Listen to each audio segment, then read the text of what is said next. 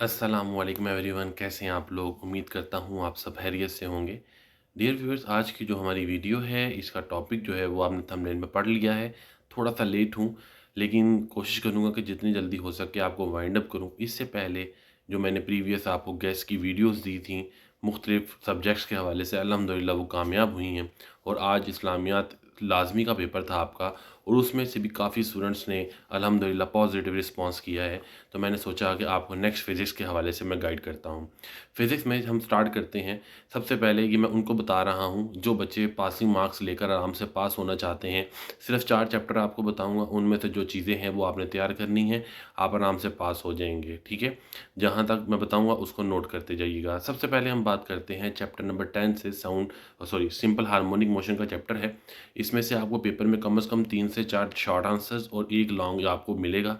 ये चैप्टर आपने अच्छी तरह से तैयार करना है। जहाँ तक बात है इसके न्यूमेरिकल्स की, तो न्यूमेरिकल्स अगर आप तैयार करना चाहते हैं, आराम से हो सकते हैं, तो इट इज़ ओके। अगर नहीं हो सकते तो आप इसके न्यूमेरिकल छोड़ दीजिएगा। चैप्टर नंबर 1 के अंदर सिंपल हार्मोनिक मोशन, पेंडुलम वाला टॉपिक, फिर उसके बाद आगे इनकी कैरेक्टरिस्टिक्स आते हैं सिंपल हार्मोनिक मोशन के, वो टॉपिक, और लास्ट पे एक टॉपिक आता है जिसे हम कहते हैं रिपल टैंक। ये बहुत दफ़ा पेपर में आए हुए हैं। लेकिन इसके अलावा एक और ऐसा टॉपिक है जो बहुत रेयर होता है लेकिन मोस्ट ऑफ द टाइम देखने में मिला है, वो है relation between velocity, frequency and wavelength, v is equal to F lambda वाला टॉपिक, ठीक है। इनमें से ये मोस्ट इंपॉर्टेंट लॉन्ग क्वेश्चंस हैं चैप्टर 1 के, और इसमें आपने शॉर्ट जो है वो सारे डेफिनेशंस को जो ब्लू में होती हैं या पिंक में होती हैं उनको याद करना है। चैप्टर नंबर 2 की बात करूँ, यानी चैप्टर नंबर 11 बनता है, इसे हम कहते हैं साउंड। साउंड जो क्वेश्चन है ये भी आपको लॉन्ग के लिए ज़रूरी है, और इसमें से मुख्तलिफ लॉन्ग आपको देखने को मिल सकते हैं, जिसमें से पहले पेज के ऊपर होता है एक बेल रिंग वाला प्रैक्टिकल है। उसमें साउंड की प्रोपेगेशन बताई जाती है, वो आपने तैयार करना है। करैक्टरिस्टिक्स ऑफ साउंड होते हैं जिसमें पिच, उसकी फ्रीक्वेंसी वगैरह वगैरह, इंटेंसिटी, ये सब इसके बीच में आ जाते हैं। इसके अलावा इस चैप्टर के लास्ट पर आपको यूजेस ऑफ अल्ट्रासाउंड भी मिलते हैं जो कि लॉन्ग क्वेश्चन के लिए इंतहाई इंपॉर्टेंट है। जहाँ तक बात है इनके न्यूमेरिकल्स की, न्यूमेरिकल इनके इंतहाई आसान है। जो मोस्ट इंपॉर्टेंट न्यूमेरिकल है वो इसका न्यूमेरिकल नंबर 1 और 2 है। इसके बाद एक न्यूमेरिकल है इनका जिसमें एक तो शिप का जिक्र किया गया है कि वो सी बेड पे वेव भेजती है, और एक न्यूमेरिकल है जिसमें डॉक्टर आपकी हार्ट बीट जो है वो काउंट कर रहे हैं 72। ये 4 न्यूमेरिकल जिसके इंतहाई इंपॉर्टेंट हैं, बहुत अच्छी तरह से करने हैं। चैप्टर नंबर 12 जो है इन ज्योमेट्रिकल ऑप्टिक्स का इंतहाई फजूल और बोरिंग चैप्टर है, बच्चे इसे याद नहीं करते तो आप उसे छोड़ सकते हैं। मैं भी जिन बच्चों को पढ़ाता हूँ मैंने कभी भी ये चैप्टर नहीं पढ़ाया, आउट ऑफ द सेंस होता है ये चैप्टर। उसके बाद आती हैं बात चैप्टर नंबर 13 के, इलेक्ट्रोस्टैटिक। इलेक्ट्रोस्टैटिक में आपने तमाम तर शॉर्ट आंसर्स करने हैं। इसके अंदर कूलम लॉ जो क्वेश्चन है वो बहुत इंपॉर्टेंट है, ठीक है। कूलम लॉ का जो इसके अंदर टॉपिक आएगा वो भी इंतहाई इंपॉर्टेंट है। इसके अलावा कैपेसिटर के 2 पॉइंट्स इसके बीच में आएंगे, एक पैरेलल कैपेसिटर है और एक पैरेलल है और दूसरा जो है सीरीज़ वाला है।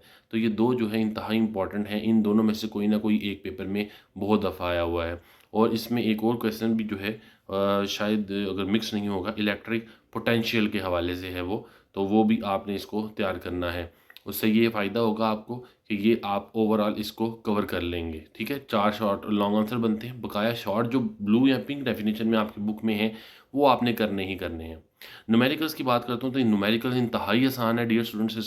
इसके न्यूमेरिकल आपको शॉर्ट आंसर में भी अक्सर देखने को मिलेंगे पेपर के अंदर। तो ज़रूरी है कि आप इसके जो शॉर्ट आंसर्स हैं वो तो तैयार करें, लेकिन साथ में इसके न्यूमेरिकल को ज़रूर नज़र लगाएं, क्योंकि एक ही फार्मूले के से तकरीबन बहुत से सवाल जो हैं इसके सॉल्व हो जाते हैं। इसके अलावा चैप्टर नंबर 14 है करंट इलेक्ट्रिसिटी। ये करंट इलेक्ट्रिसिटी का चैप्टर इंतहाई इंपॉर्टेंट है और आसान भी है। शुरू में आपको इसके अंदर गैल्वेनोमीटर, एमीटर और वोल्टमीटर का डिफरेंस मिलता है, ये अक्सर पेपर में आ जाता है, शुरू वाले पेजेस पे है ये। इसके अलावा आप थोड़ा सा मज़ीद आगे जाएंगे तो आपको ओहम्स का लॉ भी इसके अंदर मिलेगा, वो भी आपने अच्छी तरह से तैयार करना है। और एक टॉपिक इसके अंदर आता है फैक्टर्स अफेक्टिंग रेजिस्टेंस, ये मोस्ट इंपॉर्टेंट टॉपिक है इसका लॉन्ग के लिए, ये आपने तैयार करना है। और इसी के अंदर रजिस्टर के 2 आपको कॉम्बिनेशन दिए होते हैं, एक पैरेलल और सीरीज़, इन दोनों में से भी कोई एक पेपर में आ जाता है। अच्छा, सबसे इंपॉर्टेंट बात बताता चलूँ, अल्लाह जानता है पूरी कब होगी, सुबह टाइम में या इवनिंग में। कैपेसिटर के 2 कॉम्बिनेशन और इसके 2 कॉम्बिनेशन रजिस्टर के, इन दोनों में से, चारों में से कोई ना कोई एक पेपर में ज़रूर आ जाता है। और जहाँ तक बात है इसके शॉर्ट आंसर्स की, तो इनके न्यूमेरिकल्स की शॉर्ट आंसर आपने याद करने हैं, मैं बार बार रिपीट कर रहा हूँ। और जो न्यूमेरिकल्स की बात करूँ तो न्यूमेरिकल इसके इंतहाई आसान है, 1-2 फार्मूले के साथ सारे न्यूमेरिकल सॉल्व हो जाते हैं, कोई इतनी परेशानी वाली बात नहीं है। एक टॉपिक सॉरी मैं छोड़ गया था, इसके अंदर एक टॉपिक है कैपेसिटेंस के हवाले से, ठीक है, वो आपने तैयार ज़रूर करना है। वैसे बहुत आसान है वो, कैपेसिटर होता है दो तरफ और उनको चार्जिंग के बारे में हमें डिस्क्राइब किया जाता है, डाइलेक्ट्रिक कांस्टेंट उसमें जिक्र किया गया है। यहाँ तक जो मैंने बताया ये 4 चैप्टर्स बनते हैं, chapter number 10, chapter number 11, chapter number 13 और 14। ये चैप्टर अगर आप तैयार कर लेते हैं तो आप आराम से अपने 60 नंबर के पेपर में 35 से 38 नंबर सॉल्व करेंगे अपने हाथों से। बकाया को इधर-उधर से देखने को मिल जाता है तो कुछ कहा नहीं जा सकता। इसके बाद हम बात करते हैं उन स्टूडेंट्स की जो चाहते हैं कि थोड़ा इससे भी ज़्यादा सर हम तैयार कर सकते हैं, हमारे पास है टाइम, हमें तैयारी है, उनके लिए मज़ीद आगे वीडियो चलेगी। चैप्टर नंबर 15 इलेक्ट्रोमैग्नेटिज़्म न्यूमेरिकल करने हैं, बहुत आसान है, 4, 5, 6 न्यूमेरिकल हैं इसके। और इसके अलावा जो क्या नाम है, इसके शॉर्ट आंसर्स के लिए आपके लिए ये चैप्टर ज़रूरी है, लॉन्ग आंसर के लिए करने की ज़रूरत नहीं है।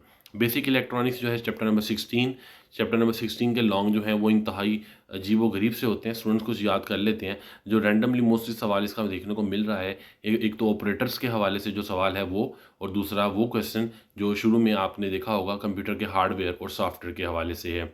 ठीक है? ये सवाल जो है वो आपको पेपर में देखने को मिल सकता है।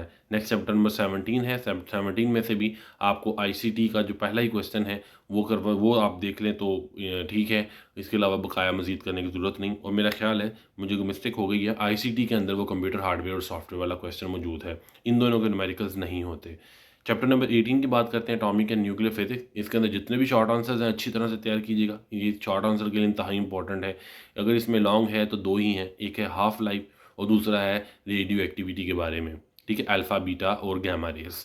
इसके अलावा न्यूमेरिकल की जहाँ तक बात है, इसका न्यूमेरिकल इंतहाई इंपॉर्टेंट है, आपने उसको तैयार करना है। अगर आप पूरा पेपर अटेम्प्ट करना चाहते हैं तो इसके न्यूमेरिकल आपको आने चाहिए, जिसमें हाफ लाइफ आपने एज्यूम करनी होती है, कोबाल्ट 60 है, स्ट्रॉन्शियम है, और कार्बन है। इस तरह के 3 के इस टाइप के न्यूमेरिकल हैं। अगर आप उनको तैयार कर लेते हैं तो आप बिलीव करें बहुत आपको फ़ायदा होगा। इंशाल्लाह ताला इसी तरह वीडियो अपलोड करता रहूँगा। चैनल को ज़रूर सब्सक्राइब कर लें, दोस्तों के साथ इसे शेयर करें ताकि सबका फ़ायदा हो। अपना ख़्याल रखिएगा, नेक्स्ट वीडियो में मुलाकात करूँगा, तब तक के लिए अल्लाह हाफ़िज़।